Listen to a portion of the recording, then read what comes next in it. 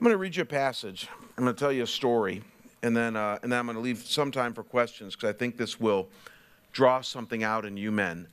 And we're not going to get to the outline before you today. We'll do all that next week. I'll tell you what that is, and hang on to that. I've done that talk twice before, and I don't do it again to bore you, but I promise you that the material there, you might recognize that outline. I promise you that you don't know it well enough that you could teach it. And the reason that that's important is because until you know that outline before you well enough that you can teach it, you need to continue to hear it every year from me, because it's the foundation of why Christians use the Bible. It's the foundation from a philosophical and biblical perspective on why we would even have something like Marketplace Bible Study. And most importantly, it's the foundation, that outline before you, as to why Christians trust and believe and utilize the Bible.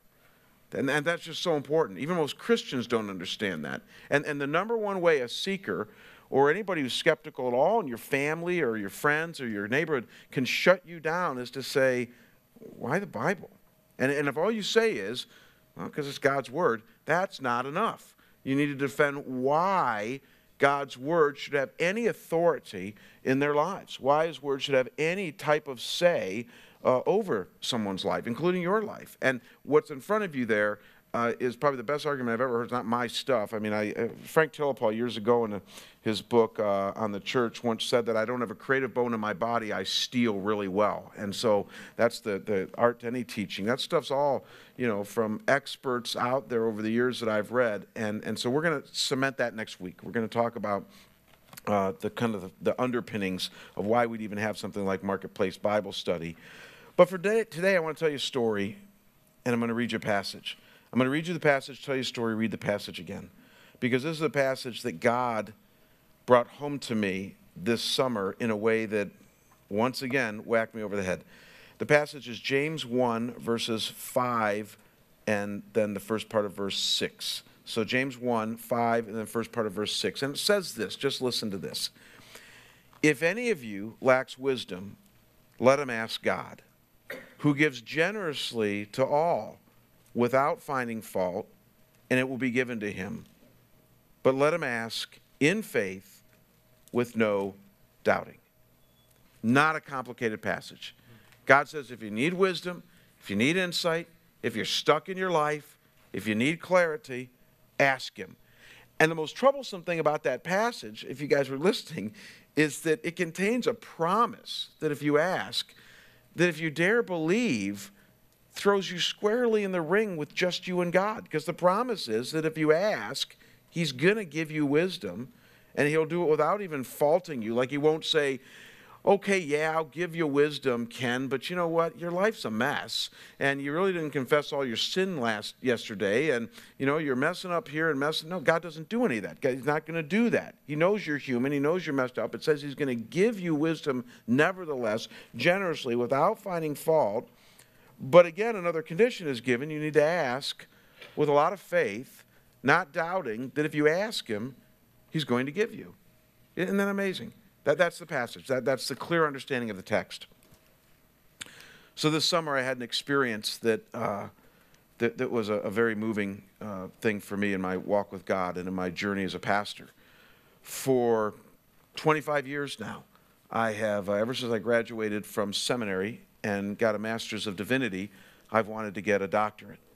And I've talked about it for years. I've never been able to. In fact, I've had a standing joke for years that when someone says to me, Jamie, why didn't you have gone on to get a doctorate? I'm like, well, let me see. Oh, that's right. I'm leading the church. That's why. And kind of subtle hint to my pastoral friends that got their doctorate that might not have been doing their day job. But anyways, I was saying I'm leading the church. I don't have time to do a doctorate. And when I was pastoring in Cleveland, I actually had a friend that was so believing in me, and it's always good to have a few people around you that do that, that he actually donated $30,000 to the church and said, I want Jamie to do a doctorate. And he said, I want this to pay for it. So you guys have no excuse for that. Now, if you know anything about IRS regulations, if you donate money to a church, you can donate it for a specific purpose, but if they never use it for that purpose, you don't get your money back. You know, the money stays at the church or that nonprofit, and they get to use it for whatever they feel necessary for. That's the IRS regulations. If you don't have that, then everybody and their brother would be giving money with all these strings attached. You'd never be able to use it for anything. So I tell you that because when I left Cleveland to come here, the money didn't follow me. It stayed in Cleveland. I kind of slyly mentioned it to them, and they said it's staying here in Cleveland. So I understood that, and the church kept it. But I was touched that my friend Lee, who is a doctor in Cleveland, felt, you know, that I should go on to do this. And I came here to Scottsdale Bible, and I said to them, I really want to get my doctorate. At the first 3 years, Scottsdale Bible couldn't do it because we just had so much going on. But in my review, we do goals and reviews and all that, and I report to a board. A couple of years ago, the two elders doing my review said, we really think you need to go and get your doctorate. I did it because I pursued it because I wanted to grow in my knowledge. I think it helps my personal ministry. It certainly gives me more options as I move forward. Not that I'm planning on leaving Scottsdale Bible, but if I ever go into education or something like that, it helps. Plus, and this is minor, but I've joked about it. I mean, in the setting I'm in, it's kind of such an academic setting that, you know, it's goofy. We have pictures of all the senior pastors out in our foyer, you know, and it's well, no picture of Jesus, but all the ones of the pastors, you know, and so if you walk in our foyer, you know, you got Dr. Bohr, Dr. Babb, Dr. Sanukian, Dr. Del Hussein, Dr. Anderson, and then Jamie. That's what we have in our foyer. And so, you know, I've been like going, I better get with the program here and get a doctorate. So about a year ago, I started researching doctorates, and I landed on a very wonderful doctorate at a seminary that I didn't dare tell my church I was going to go to because they might not have approved, but it was a great seminary called Duke Divinity School out in Durham, North Carolina. And Duke's more of a moderate school, but I did all my graduate work and my master's at an evangelical seminary, and I really wanted to kind of engage some more moderate thought and make my evangelical footprint there and all of that. And so I applied. It's very competitive. I got in, and I was very glad about that. And I read 10 books over the summer in anticipation of starting classes in August. I flew out to Durham in August, and I started my classes. I was in Durham. I got there on a Friday, went through orientation on Saturday and Sunday, and I thought, wow, I'm surrounded by liberals. I mean, this is great, you know, and I thought, they're going to remember Jamie. And I just thought, you know, this is going to be really fun. I started going through classes on Monday and Tuesday. I don't know if you guys have ever had this experience or not, but I have an intuitive sense. I'm very analytical, but I lead much of my life and leadership by intuition. I'm reading a book right now called The Anatomy of the Soul by Kurt Thompson. He's a Christian psychiatrist, and he argues that unless you integrate your left brain and right brain in your leadership, you'll never be an effective leader. So if you're strong, dominant left brain like I am, he says if you don't learn to integrate your right brain, that creative, intuitive sense, and allow your neurons to cross fire, you're never going to make great decisions. That was encouraging to me because I've done that for years. I've always been analytical in decision making, but more so if I start to sense something that I can't even analytically understand. Are you men following this? I go, whoa, there's red flags are going off in my head. And all day Monday I'm in class and I'm sensing something and just something's not right. And Monday night, I'm agonizing. I was working out at the hotel, a little workout gym. And by the way, I got to get working out better because I had somebody say to me on a trip I was on last week, he said, you look like you used to work out. I wanted to hit him. And I was like going, oh, I am working out, thank you. And I'm like, that's a bad sign, isn't it, Dave? And JD is like awful. So I'm out there working out, and I realized what I was feeling, and I never felt this way for 20 years. I had taken a look at the syllabus for these two classes I was in. I realized that in 19 months, I had to fly back to Duke 5 times to take 2 classes. They wanted me to do something every night of the week in between these 5 times. They had a Monday, Tuesday, Wednesday, Thursday, Friday schedule. And I had to write papers. They didn't tell me this. I had to read other people's papers. And then I had to blog, which I never blog. And I had to do all these things. And I just got this intuitive sense, I can't do this and lead my church. I can't. And guys, I never throw in the white flag. I never throw in the white flag. I don't quit.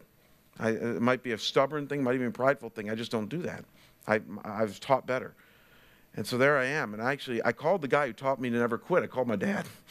And I said, Dad, because my dad was so glad I was doing this too, and I said, I told him all the details. I said, I don't know what to do.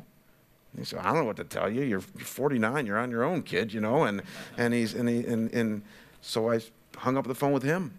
I called Daryl, and we talked about it, prayed about it, and all I knew is that if I went through with this, this could threaten what I do. This could threaten my leadership at the church. It would certainly get in the way of a lot of my family. And I was just agonizing. So the next day, went through the day Tuesday, and now I had clarity on the problem. And I'm sitting there in class, and I could barely hear what the teacher's saying. And I went to work out again. And as I was heading to the workout place at the end of the day, I said to God, this is the point, I said to God, oh, God, give me wisdom. Give me clarity, because I have none. I said, I want to stay. I've been dreaming about this for 20 years. I have none, and I don't know what to do. I pulled into the workout place, and I'm just working out there, and all of a sudden, now, again, I know that if there was a non-Christian here today, if one of you guys is seeking God here, you're going to cast doubt on what I'm about to say. But I had a thought, and I just prayed for wisdom. You seeing the connection? And the thought that hit me was of such the nature that I knew it was from God. Because the thought that hit me right after I prayed, claimed James 1:5, about 20 minutes after I prayed, was this. God said, you don't need clarity. You have clarity. You know what you need to do.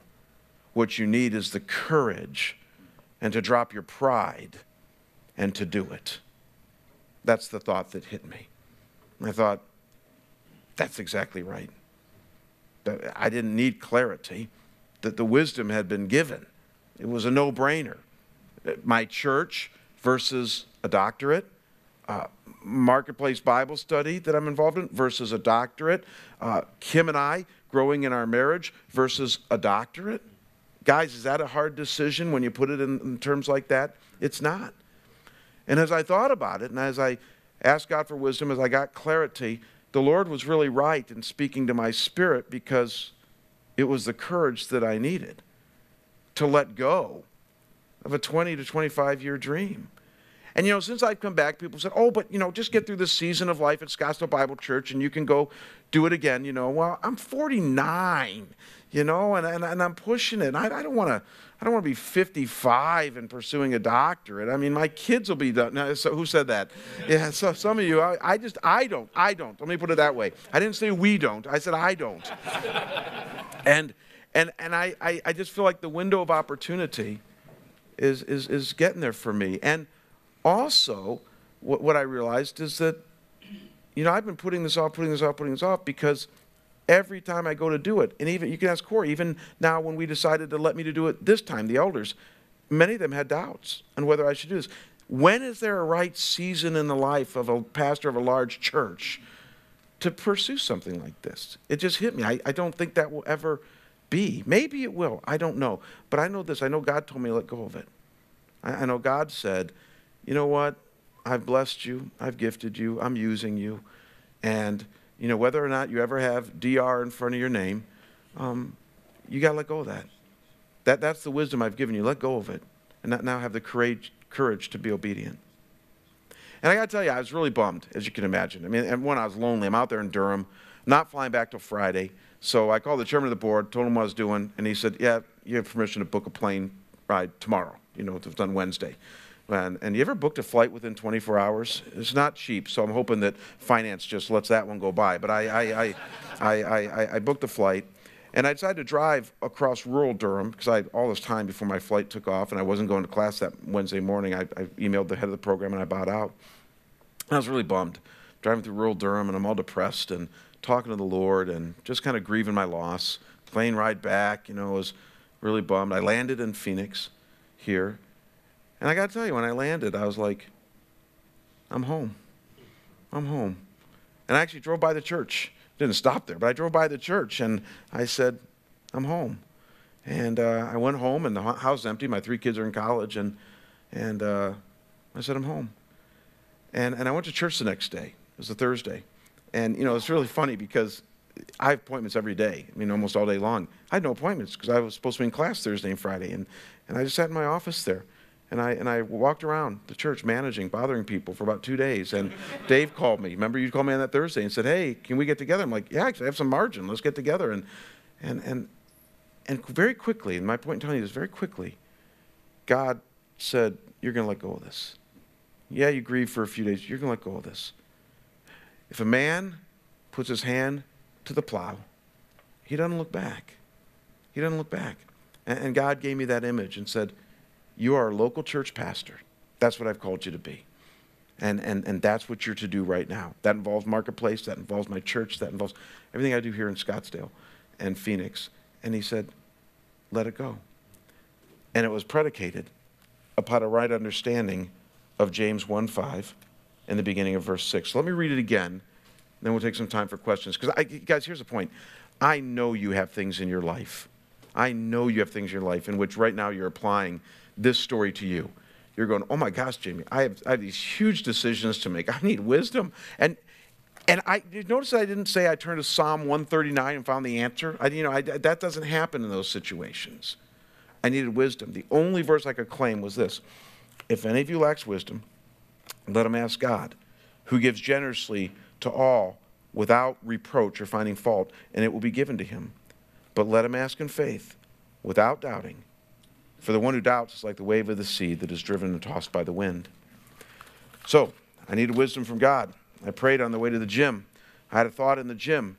I trusted that thought came from God, because if you doubt that, you just missed what he said to you. And then as I trusted that, he said, "Now obediently act on it with courage." I did. I had a couple days of grieving, and then I came home. And I've been happy ever since I came home.